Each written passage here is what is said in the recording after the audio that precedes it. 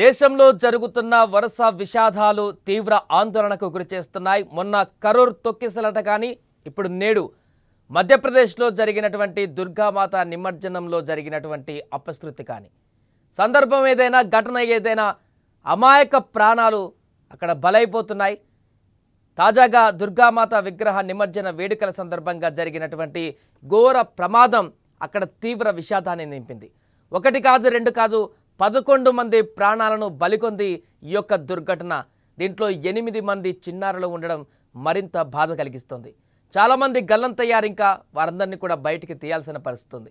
పండగ పూట జరిగిన ఈ దుర్ఘటనతో ఒక్కసారిగా అక్కడ విషాద ఛాయలు అలుముకున్నాయి. ఖాండ్వా జిల్లాలోని పందానా పోలీస్ స్టేషన్ పరిధిలో ఉన్నటువంటి జమ్లీ గ్రామంలో అత్యంత దారుణమైనటువంటి ఈ ప్రమాదం చోటు చేసుకుంది.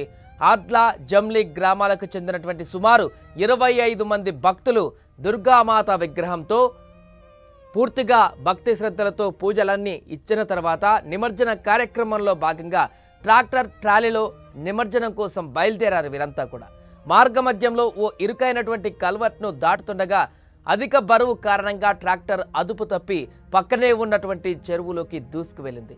ఈ ప్రమాదాన్ని వారు ఊహించలేదు, ఇలా జరుగుతుందని అస్సలు ఎక్స్పెక్ట్ చేయలేదు. వెంటనే ఈ ఘటన ఇప్పటి వరకు ఆ ఘటన జరిగినటువంటి ప్రాంతంలో 11 మంది మృతదేహాలను వెలికి తీయగా ఇక మిగిలిన వారిలో 8 మంది చిన్నారులు ఉన్నారు. ఆ 11 మంది చనిపోయిన వారిలో ఇక మిగతా కొంతమంది కూడా ఆ చెరువులో గల్లంతైన వారి కోసం అక్కడ అధికారులు కానీ రెస్క్యూ బృందాలు కానీ గాలిస్తున్నాయి. ఇక వెంటనే జిల్లా కలెక్టర్ కానీ ఎస్పీ ఇతర ఉన్నతాధికారులు ఘటనా స్థలానికి చేరుకొని సహాయక చర్యలను పర్యవేక్షించారు.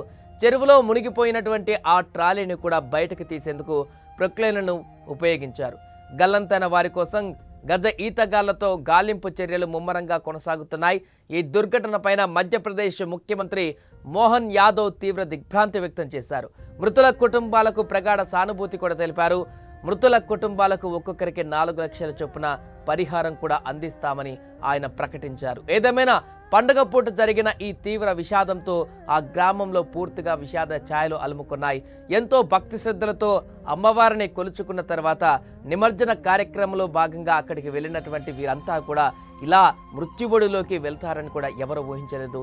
దీంతో ఒక్కసారిగా ఆ పరిసర ప్రాంతాలన్నీ కూడా తీవ్ర దిగ్భ్రాంతి చెందుతున్నాయి.